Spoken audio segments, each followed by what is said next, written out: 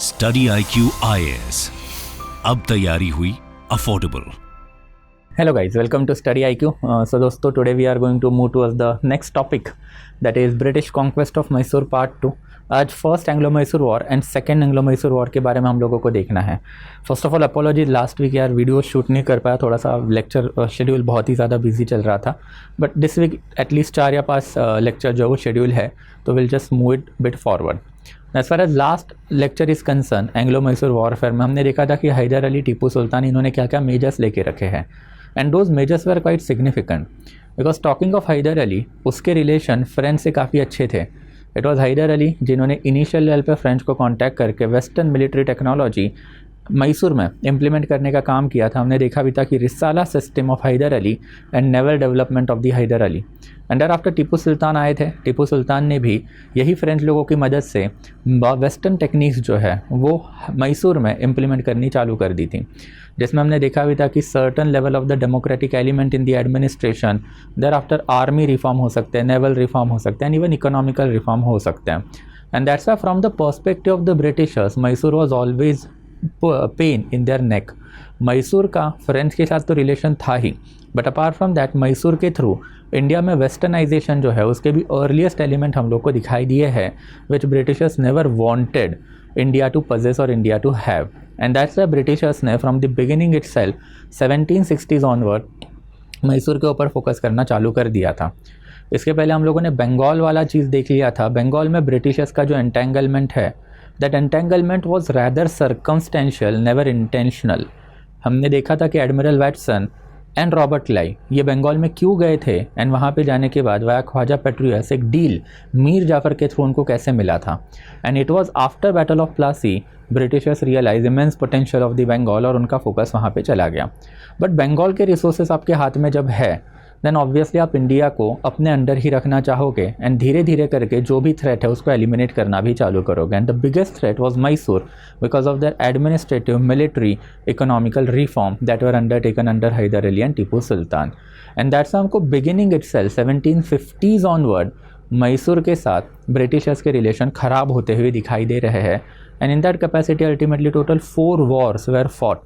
First Anglo Mysore war, second Anglo Mysore war आज cover करेंगे, third and fourth जो बहुत ही ज़्यादा इंपॉर्टेंट है उसको कल कवर अप करवा लेंगे। सो लेट्स मूव फॉरवर्ड कि first Anglo Mysore war and second Anglo Mysore war ये एग्जैक्टली हुए क्यों थे, एंड इसके पीछे की जो रीजंस है एंड रैशनैलिटी है उसको थोड़ा सा समझने की कोशिश करते हैं।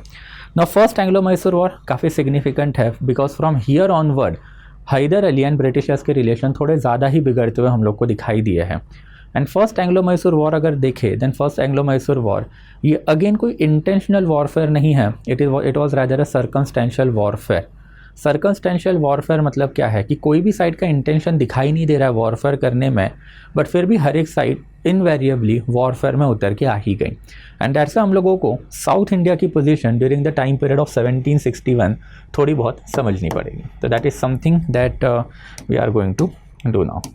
Just give me a minute, I forgot to open up the note.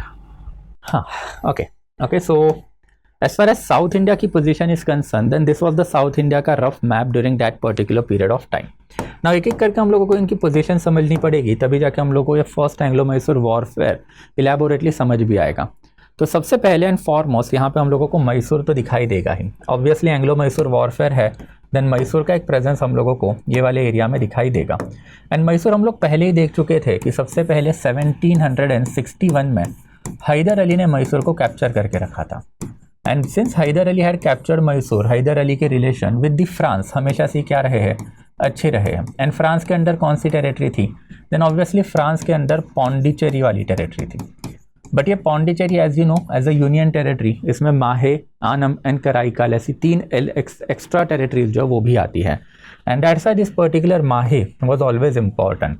ये माहे में भी हम लोगों को फ्रेंच सेटलमेंट दिखाई देते हैं, एंड ये फ्रेंच सेटलमेंट जो मैसूर के टेरिटरी के इंटीरियर में आता था, मैसूर के अंडर आता था, दैट्स व्हाई फ्रेंच माहे से लेके मैसूर के रिलेशन काफ़ी अच्छे हमेशा से हमको दिखाई देते हैं। And in this aspect second important entity जो यहाँ पे बैठी हुई थी, that particular entity was Britishers. ना ब्रिटिशर्स के लिए भी ये वाला एरिया काफ़ी सिग्निफिकेंट था बिकॉज 1760 में बैटल ऑफ वैंडीवॉश हो चुका था, and via battle of Wandiwash Britishers ने साउथ में अपना होल्ड काफ़ी क्या किया था, मजबूत करके रखा था। वी हैड ऑलरेडी सीन कि ये कार्नाटिक वाली टेरिटरी थी, एंड ये कार्नाटिक के साथ साथ ये निज़ाम ऑफ हैदराबाद वाली टेरिटरी, ये दोनों टेरिटरीज क्या हुई थी, ब्रिटिशर्स के अंडर बाय एंड लार्ज आ चुकी थी। यहाँ के जो रूलर है वो बाय एंड लार्ज पपेट हो चुके थे। And since this two particular territories had virtually reduced to the position of the puppet, अब इनके भी नवाब को वही प्रॉब्लम हुआ जो एक ज़माने में मीर जाफ़र एंड मीर कासिम को होना चालू हो गया था। तो हम लोग को यहाँ पे लोकल लेवल पे हैदराबाद के साथ कार्नाटिक एंड ब्रिटिशर्स में एक टसल भी दिखाई दी है। एंड ब्रिटिशर्स को यही एस्पेक्ट हमेशा से ही सता रहा था कि अगर गलती से निज़ाम ऑफ हैदराबाद एंड मैसूर अगर एक साथ आ गए देन गड़बड़ होगी। एंड दैट्स व्हाई ब्रिटिशर्स ने हमेशा से मैसूर के ऊपर फोकस करना during this particular period of time चालू रखा था। बट तीसरा सबसे सिग्निफिकेंट एंटिटी जो इस पर्टिकुलर एरिया में अगर कोई रहेगा then that particular territory was Marathas. ना टॉकिंग ऑफ मराठास ऑब्वियसली इसी के नॉर्थन साइड में इस टाइम पे प्रेजेंट है। एंड मराठास अल्टीमेटली अपना टेरिटोरियल एक्सपेंशन रेडर स्टेट लेके बैठे हुए थे, मतलब अपने से बाजू वाले टेरिटरी में जाके क्या करेंगे, रेड करेंगे, एंड रेड करने के बाद वहाँ से बूटी ऑब्टेन करेंगे। एंड मराठास ने ये वाली चीज़ अब बहुत ज़्यादा लेवल पे करके रखी थी। बट मराठास के लिए मोस्ट इंपॉर्टेंट एस्पेक्ट क्या था कि 1761 में थर्ड बैटल ऑफ पानीपत हुआ था। एंड यही जो थर्ड बैटल ऑफ पानीपत हुआ था उसमें Marathas were defeated and hence Marathas were cash trapped. तो मराठास को भी पैसे चाहिए थे, तो मराठास को पैसे आएंगे कहाँ से, since Marathas where always a reader state. हमने ये मीडियल इंडिया में भी देखा था, चौथ एंड सरदेशमुखी वाले कंसेप्ट मैं आपको पहले ही समझा चुका हूँ, बट लेटर ऑन हम लोगों को मराठास में जाना तो इसको इन डिटेल समझेंगे भी। तो मराठास के लिए सिग्निफिकेंट था कि यहाँ से निज़ाम पे रेड मारेंगे, यहाँ से मैसूर पे रेड मारेंगे, फिर ऊपर राजपूताना लैंड है, मालवा है, बुंदेलखंड है एंड इवन कैलकाटा है। तो सब जगह पे मराठास जो है तो रेड मार ही रहे थे। And that's why Marathas were always interested in the Nizam वाला टेरिटरी। जहाँ पे पैसा मिलेगा वहाँ पे मराठास रेड मारते ही मारते थे। The sort of the precarious position had developed whereby none of the South Indian entity had trusted each other. And ये सिचुएशन धीरे धीरे हाथ के बाहर जाना चालू हुई आफ्टर 1765। What happened in 1765? तो हमने देखा था कि 1765 में बैटल ऑफ बक्सार हो चुका था। एंड बैटल ऑफ बक्सार के बाद दो ट्रीटीज ऑफ इलाहाबाद साइन हुई थी। अब ऑब्वियसली पूछोगे सर ये ट्रीटी ऑफ इलाहाबाद का और मैसूर का क्या रिलेशन है भाई। तो ट्रीटी ऑफ इलाहाबाद जब साइन हुई थी तो via this treaty of Allahabad Mughal empire पे प्रेशर डाल के रॉबर्ट क्लाइव ने साउथ इंडिया की भी एक टेरिटरी अपने पास ले ली थी। दैट टेरिटरी वाज नॉर्थन सरकार। ये नॉर्थन सरकार वाली टेरिटरी है सिग्निफिकेंट इसीलिए बिकॉज इसी में मसूलीपट्टनम नाम का पोर्ट आता है। And Masulipatnam has traditionally been one of the most significant port for the foreign companies. हमने ये पहले वाले लेक्चर में ही कवर किया था कि सूरत एंड मसूलीपट्टनम की पोजीशन फॉरेनर्स के लिए हमेशा से सिग्निफिकेंट क्यों रहती है। And that's why Britishers were interested in this northern सरकार।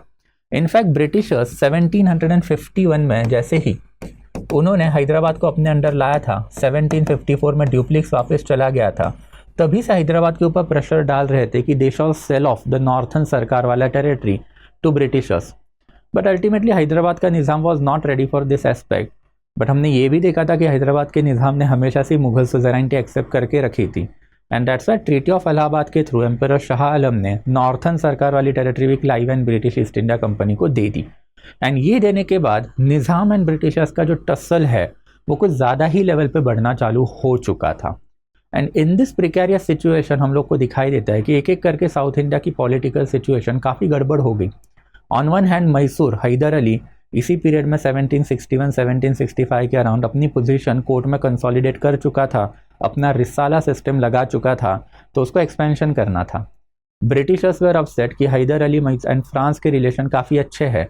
फ्रांस ने प्रॉमिस तो किया था 1763 ट्रीटी ऑफ पेरिस में कि भाई हम लोग इंडिया में कोई टेरिटोरियल एम्बिशन नहीं रखेंगे, बट स्टिल फ्रांस जो है it was always in contact with Mysore and Mysore के थ्रू अपना इन्फ्लुएंस इंडिया के ऊपर असर कर ही रहा था। तो ब्रिटिशर्स के लिए वो प्रॉब्लम था। ब्रिटिश के लिए second problematic aspect was northern सरकार एंड जो हैदर अली निज़ाम ऑफ हैदराबाद है जो उनकी बात नहीं सुन रहा था, वो भी एस्पेक्ट रहा है। अल्टीमेटली ये सागा भी अभी हमने देखा कि 1765 treaty of Allahabad and northern सरकार ब्रिटिशर्स ने अपने अंडर जैसे ही ले लिया तो निज़ाम ऑफ हैदराबाद जो है उसको प्रॉब्लम हुआ ही हुआ। And in that capacity a brief alliance between Nizam of Hyderabad and Mysore बनती हमको दिखाई दी है। एंड फाइनली मराठास जो इस एरिया में बैठे हुए थे they were seething with anger because of their defeated battle of Panipat, और उनको चाहिए था पैसा। एंड Maratha is a raider state, तो मतलब रेड मार के क्या करेंगे, पैसा जमा करेंगे, तो हैदर के ऊपर रेड मारनी थी। एंड यही सिचुएशन हम लोग को दिखाई देता है फाइनली आउटबर्स्ट हो गई समवेयर अराउंड जनवरी 1767। जनवरी 1767 में द आउटबर्स्ट जो है वो सबसे पहले हुआ मराठास के वजह से। फर्स्ट एंग्लो मैसूर वॉरफेयर के actual reason was always Marathas, and Marathas ने जनवरी 1767 ऑनवर्ड हैदराबाद की टेरिटरी में, मैसूर की टेरिटरी में इंकर्जन चालू किया। एंड मैसूर की टेरिटरी में अल्टीमेटली ये अप टू बैंगलोर तक, मतलब कृष्ण तुंगभद्रा का जो डोब है वहाँ तक अल्टीमेटली रीच आउट हो चुके थे। Sorry, not Bangalore, it is Hampi तक, मतलब कृष्णा तुंगभद्रा वाला जो डोब है दैट इज़ नॉर्थन एरिया जो है वहाँ तक आ चुके थे। बट जैसे ही मराठास का इंकर्जन हुआ, Hyder Ali realise that there might be potential combination in between Marathas, Nizam and Britisher. Nizam and britishers तो ऑलवेज क्लोज ही थे, बस इनके इंटरनल झगड़े चल रहे थे, but obviously they were together. Nizam of Hyderabad की पोजीशन ब्रिटिशर्स की वजह से ही थी, ये हम पहले ही देख चुके हैं। And that's why Hyder Ali ने rather than going to fighting, Hyder Ali ने यही डिसाइड किया कि मराठास को जो पैसे चाहिए वो दे दे। एंड अल्टीमेटली 1767 में ही हम लोग को सबसे पहले दिखाई देता है कि मराठास वेर ब्राइब्ड। मराठास जो उनको कितने की ब्राइब मिली, तो 30 लाख रुपए की ब्राइब जो है वो हैदर अली ने मराठास को प्रोवाइड की। एंड मराठास को जैसे ही अपने 30 लाख रुपए मिले, मराठास अपने टेरिटरी में, पेशवाज अपने टेरिटरी में वापस चले गए। बट इसी कन्फ्यूजन का फ़ायदा उठा के निज़ाम ऑफ हैदराबाद एंड ब्रिटिशर्स, इन दोनों ने अलायंस बन के मैसूर के ऊपर अटैक करना चालू किया, बाय थिंकिंग कि अगर मैसूर अपने अंदर आ जाता है तो निज़ाम ऑफ हैदराबाद को वही चाहिए था कि मैसूर की टेरिटरी अगर उसके पास आ जाती है तो जो टेरिटरी उसने ब्रिटिशर्स को दी है उससे उसका जो लॉस हुआ है वो भर के आ जाएगा। एंड ब्रिटिशर्स ने यही सोचा था कि भाई अटैक कर लेते हैं, एंड फिर अटैक सक्सेसफुल हुआ तो ये फ्रेंच का मीनास वंस एंड फॉर डिफीट हो जाएगा। बट अगेन हमको यही दिखाई देता है कि by June 1767 ultimately 18 lakh rupees का ब्राइब जो है ये इवन हैदराबाद को दिया। किसने? तो मैसूर ने, टीपू सुल्तान, हैदर अली ने जैसे ही 18 लाख का ब्राइब निज़ाम ऑफ हैदराबाद को दे दिया, तो ultimately Nizam of Hyderabad also decided to be neutral कि हम लोग ये मैसूर के पचड़े में नहीं पड़ेंगे। And that's how ultimately by the middle of 1767 हमको दिखाई देता है कि ये पूरा battle field ultimately British and French with the help of the Mysore, इन्हीं के बीच में अल्टीमेटली क्या हुआ, रिड्यूस हो गया। मतलब अल्टीमेटली यही दो एंटिटीज जो है वॉरफेयर में बची।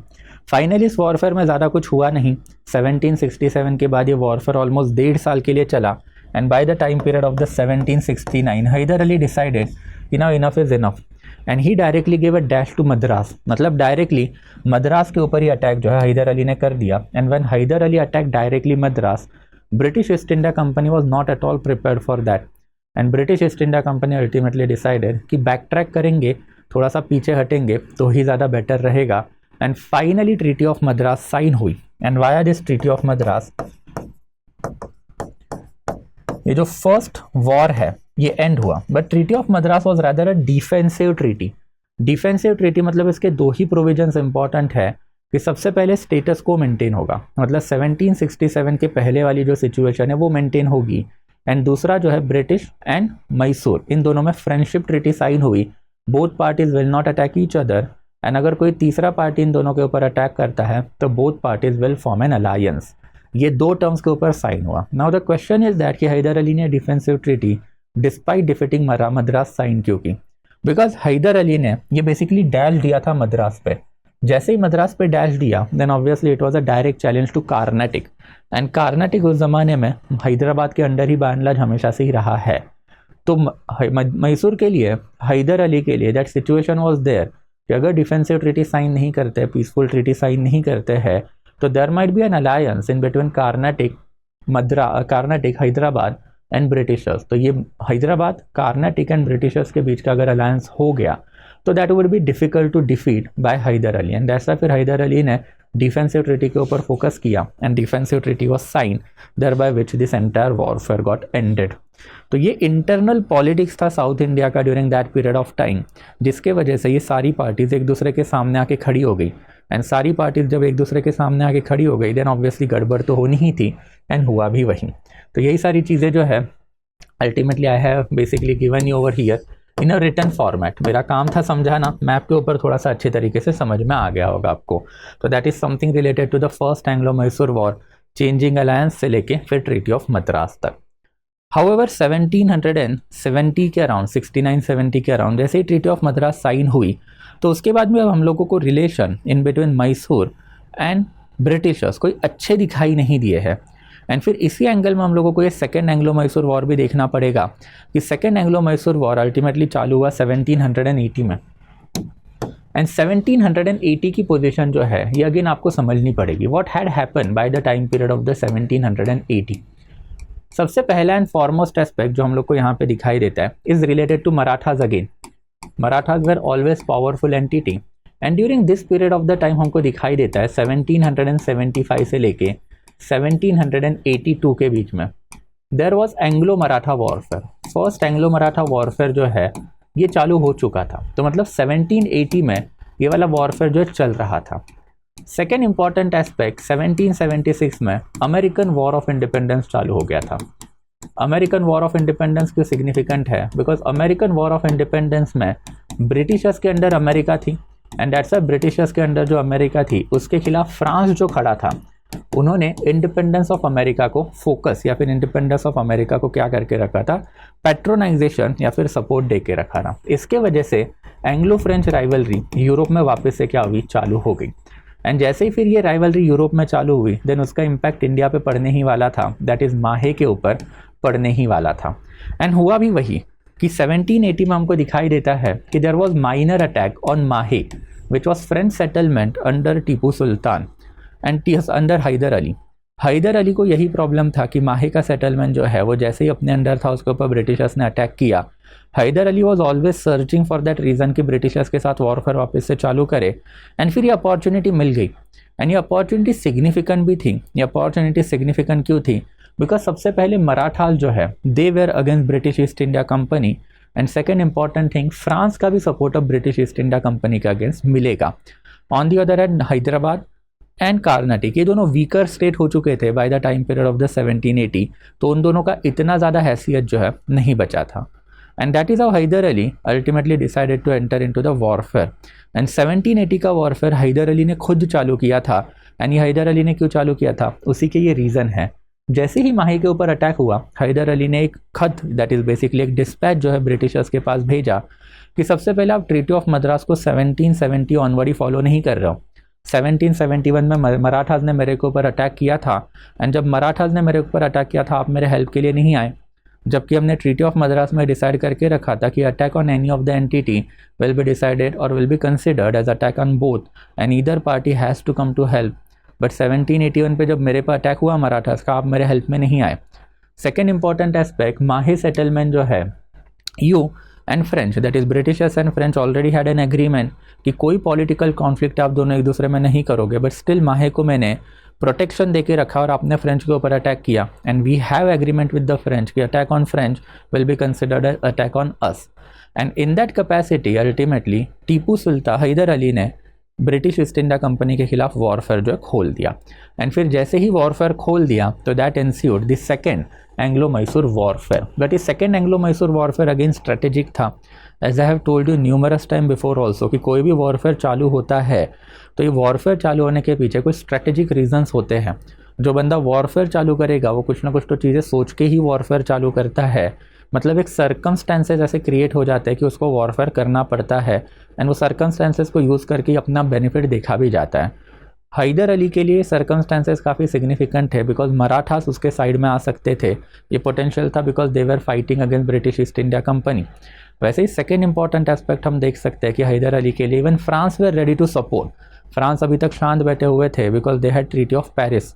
But that treaty of Paris American war of independence जैसे ही चालू हुआ दैट ट्रीटी ऑफ पेरिस 1763 वाली इतनी ज़्यादा इंपॉर्टेंट नहीं बची थी, उसको ब्रेक डाउन किया जा सकता था एंड वही फ्रेंच ने करना चालू किया। एंड ये सर्कमस्टेंसेस को देख के ही अल्टीमेटली हैदर अली ने डिसाइड किया था that he will attack britishers. And Hyder Ali ने अल्टीमेटली क्या किया देन ऑब्वियसली फिर एंटी ब्रिटिश अलायंस बना के that is France and Marathas को अपने साथ में लेके अल्टीमेटली वॉरफेयर जो है वो चालू किया। एंड ये वॉरफेयर चला भी। नाउ अगेन साउथ इंडिया की पोजीशन देखोगे देन अब ये ब्रिटिश ईस्ट इंडिया कंपनी के लिए काफ़ी प्रॉब्लमेटिक हो चुकी थी। ब्रिटिश ईस्ट इंडिया कंपनी के लिए प्रॉब्लमेटिक कैसी थी? सबसे पहले फ्रांस का ओपन सपोर्ट अब हैदर अली को मिल चुका था। मराठास जो काफ़ी स्ट्रॉन्ग एंटिटी थे during this period of the time, उनके खिलाफ ब्रिटिश ईस्ट इंडिया कंपनी पहले ही वॉरफेयर पे बैठी हुई थी। तो even Marathas went against British East India company and Marathas Mysore की अलायंस हम लोगों को for a brief period of the time developed होती हुई दिखाई दी है। एंड जब ये दो सिग्निफिकेंट एंटिटीज साथ में हो जाए देन ऑब्वियसली फिर निज़ाम जो है, that is Nizam of Hyderabad, वो तो काफ़ी माइनर एंटिटी बन चुका था by this period of the time. तो even Nizam of Hyderabad decided to join this particular alliance and that is how 1780 से लेके 1782 के बीच में हम लोगों को minor skirmishes between British East India company versus Mysore दिखाई दी है। एंड फिर ये स्कर्मिशेस में एक बार मैसूर जीता है, एक बार ब्रिटिश ईस्ट इंडिया कंपनी जो है जीती है। तो ये दोनों के बस इंस्टेंस आपको जो है थोड़े बहुत याद रखने हैं कि हैदर अली ने एक ज़माने में कर्नल बेली को हरा के रखा था, but later on Hector Munro के हाथ में पोर्टो नोवो में वो हार गया था। But by the time period of the 1782 again European situation काफ़ी चेंज हो रही थी एंड इंडिया की सिचुएशन जो है वो भी काफ़ी चेंज हो चुकी थी। सबसे पहले it was now quite clear कि अमेरिका ब्रिटिशर्स के हाथ से जा चुका था। 1781 में there was battle of Yorktown and ये बैटल ऑफ यॉर्कटाउन से इट वाज डिसाइडेड कि ब्रिटिश गवर्नमेंट जो है वो अब अमेरिका में हार चुका है। जॉर्ज वॉशिंगटन की फोर्सेस ने ब्रिटिश फोर्सेस को हरा दिया था एंड अमेरिका अब इंडिपेंडेंट बनेगा, इट वाज क्वाइट क्लियर। इसी को फुलफिल करने के लिए 1782 1783 में पीस निगोशिएशन ओपन अप किए गए एंड एक treaty of Paris ultimately sign हुई। Another separate treaty of Paris थी, 1763 वाली अलग, 1783 वाली अलग। Since both the treaties were signed at the Paris, इसको ट्रीटी ऑफ पेरिस ही बोला जाता है। एंड फिर ये ट्रीटी ऑफ पेरिस में कुछ चीज़ें डिसाइड हुई थी। कौन सी चीज़ें डिसाइड हुई थी कि अमेरिका को इंडिपेंडेंस जो है वो दिया जाएगा। बट जैसे ही अमेरिका को इंडिपेंडेंस दिया जाएगा ये क्लियर आउट हो गया था, तो उसके बाद में हम लोगों को यूरोप में काफ़ी चर्निंग दिखी है, स्पेसिफिकली ब्रिटिश गवर्नमेंट में काफ़ी चर्निंग दिखी है। ब्रिटिश गवर्नमेंट हैड रियलाइज कि अगर हम लोग इंटरनल पॉलिटिकल राइवलरीज में अगर एंटेंगल होते हैं, इंटरनल पॉलिटिकल राइवलरीज में साइड चूज करना चाहते हैं, देन इसका हम लोग को लॉस ही ज़्यादा हो रहा है। Entire America went into the hand of the British because of that aspect only कि धीरे धीरे करके पॉलिटिकल कॉन्फ्लिक्ट ब्रिटिश गवर्नमेंट ने अमेरिका में बढ़ाए, अल्टीमेटली फिर रिवॉल्ट ही हो गया एंड रिवॉल्ट के बाद पूरा अमेरिका से हाथ खोना इनको पड़ा। इसके साथ साथ फ्रेंच जो है they become victorious because France ने अमेरिका को सपोर्ट करके रखा था। तो now for the first time हम लोग को दिखाई देता है कि इंडिया जहाँ पे एंटेंगल्ड है, इन्वॉल्व है, वहाँ पे फ्रांस जीता है एंड फ्रांस जीतने की वजह से मैसूर की पोजीशन काफ़ी स्ट्रांग है at the international level. And तीसरा इंपॉर्टेंट एस्पेक्ट इसमें हम लोग को ये भी दिखाई देता है कि अगर हम लोग देखें कि सबसे इंपॉर्टेंट अगर इसी पीरियड में साइन हुआ है वो 1784 का पिट्स इंडिया एक्ट। ये पिट्स इंडिया एक्ट अगर आपको याद रहेगा या फिर आपने पॉलिटी पढ़ा, इसमें एक प्रोविजन था कि नो वॉरफेयर वाला पॉलिसी इन इंडिया। ये एक प्रोविजन इन्होंने स्पेसिफिकली डाल के रखा था बिकॉज ब्रिटिश गवर्नमेंट जो लंदन में बैठा था उसके लिए सिचुएशन काफ़ी इंपॉर्टेंट थी कि अब अमेरिका हाथ से जा चुका है एंड अमेरिका हाथ से जा चुका है तो second most important colony is India. तो इंडिया को हाथ से नहीं जाने देना है एंड अगर आपको इंडिया को हाथ से नहीं जाने देना है तो कंपनी को एक क्लियर कट इंस्ट्रक्शन हमको बताने पड़ेंगे कि भाई वॉरफेयर जो है इंडिया में वो स्टॉप करो unless and until next step is taken care of. तो ऑब्वियसली 1782 से लेके 84 के बीच में ब्रिटिशर्स में एक चर्निंग थी, एक पॉलिटिकल डिबेट थी, what shall be the next course of action. And in that regard no warfare वाली पॉलिसी ब्रिटिशर्स ने ओपनली प्रोक्लेम करके रखी हुई थी। ऑब्वियसली नो वॉरफेयर पॉलिसी को कॉर्नवालिस एंड वेलेस्ली इन्होंने काफ़ी हद तक तोड़ा था। वो क्यों तोड़ा था लेटर ऑन हम लोग देखेंगे भी, बट ये वाला भी एक एस्पेक्ट हम लोग को यहाँ पे दिखाई देता है। एंड तीसरा इंपॉर्टेंट एस्पेक्ट 1782 की ही अगर हम लोग बात करें, then peace treaty of Salbai sign हुई थी। एंड ये ट्रीटी ऑफ सालाबाई से British East India company and Marathas ने 20 ईयर्स का पीस साइन कर लिया था that both the parties Marathas and Britishers will not go against each other and both the parties जो है उनके बीच में पीस जो है वो मेंटेन रहेगा। And via this peace treaty of Salbai जो पीस साइन हुआ था दोनों पार्टीज के बीच में, यही particular piece was ultimately responsible for the Maratha withdrawing from the side of the Mysore. तो अगर 1782 की बात करें तो ये तीन चीज़ें तो थी ही एंड इसके अलावा next important aspect that it was 1782 only जब Hyder Ali himself died. And फिर अगर ये चार सिचुएशन अगर हम लोग देख ले कि ये वाली सिचुएशन, ये वाली सिचुएशन, ये वाली सिचुएशन, ये वाली सिचुएशन, तो दोनों British East India company and Hyder Ali का successor son and successor Tipu Sultan दोनों के लिए ultimately this particular warfare was doomed. ये दोनों एंटिटीज़ को रियलाइज़ हो चुका था कि वॉरफेयर कंटिन्यू रखने में कोई फ़ायदा नहीं है। हैदर अली मर चुका था, टीपू सुल्तान आ चुका था, उसको उसकी पोजीशन कंसोलिडेट करनी थी, एंड मराठास वॉरफेयर से विड्रू कर चुके थे। इन दैट कैपेसिटी निज़ाम भी अब बाय एंड लार्ज न्यूट्रल हो चुका था। फ्रांस यूरोप में जीत चुका था, तो फ्रांस से जो हेल्प आ रही थी मैसूर का, वो भी बाय एंड लार्ज स्टॉप हो चुकी थी, बिकॉज वहाँ पे another treaty of Paris sign हुई, जिसके वजह से ब्रिटेन एंड फ्रांस इन्होंने फिर वॉरफेयर जो अपने आप के बीच वाले बंद करके रखे थे। अगर आप ब्रिटिश ईस्ट इंडिया कंपनी देखोगे तो उनके लिए तो मोरल लॉस्ट आउट हो चुका था, बिकॉज उनकी कंट्री के लिए सबसे सिग्निफिकेंट कॉलोनी उनके हाथ से जा चुकी थी। Second important aspect of British parliament का ही डायरेक्ट ऑर्डर था कि no policy of the warfare. तो इन दैट कैपेसिटी अल्टीमेटली दोनों parties decided to conciliate, and finally 1784 में हम लोगों को एक पीस ट्रीटी दिखाई देती है, that is peace treaty of Mangalore. And ये पीस ट्रीटी ऑफ मैंगलोर में अल्टीमेटली हमको वही दिखाई देता है कि war was inconclusive, and circumstances की वजह से दोनों parties, that is Tipu Sultan आ चुका था, हैदर अली मर चुका था, and second important aspect that is British East India company, ये दोनों जो है they came on the negotiating ground, peace treaty sign हुई। और इसके भी term by and large same वैसे ही थे जैसे मद्रास के थे, कि सबसे पहले जो है 1780 के अराउंड वाला जो का सीक्वेंस है, या फिर 1780 के अराउंड वाला जो टेरिटरी था उसके ऊपर रिस्टोर करेंगे, मतलब स्टेटस को मेंटेन करेंगे। एंड सेकेंड इंपॉर्टेंट एस्पेक्ट जो है म्यूचुअल फ्रेंडशिप, कि एक दूसरे के खिलाफ वॉरफेयर भी नहीं होगा, एंड वॉरफेयर जब नहीं होगा तब जाके फिर एक दूसरे को हेल्प भी होगी। एंड इसके कंसिक्वेंसेस फिर अल्टीमेटली वही थे कि सेकेंड एंग्लो मैसूर वॉरफेयर जो है ये भी क्या था, देन ऑब्वियसली इनकन्क्लूसिव ही था, बट इनकन्क्लूसिव के साथ साथ ब्रिटिशर्स की पोजीशन साउथ इंडिया में अभी भी मेंटेन थी। बाय एंड लार्ज ये that is Hyderabad and Carnatic दोनों एरिया इन्हीं के अंडर अभी तक आ चुके थे, इन्हीं के अंडर बाय एंड लार्ज रह चुके थे। वैसे ही फिर ट्रीटी ऑफ मैसूर के बाद में अल्टीमेटली हम लोगों को दिखाई देता है कि धीरे धीरे कॉन्फ्लिक्ट जो है अब धीरे धीरे बढ़ेंगे, जिसके हम लोग बात भी करेंगे। एंड आफ्टर पिट्स इंडिया के वाला एस्पेक्ट तो मैंने आपको पहले ही बता दिया है।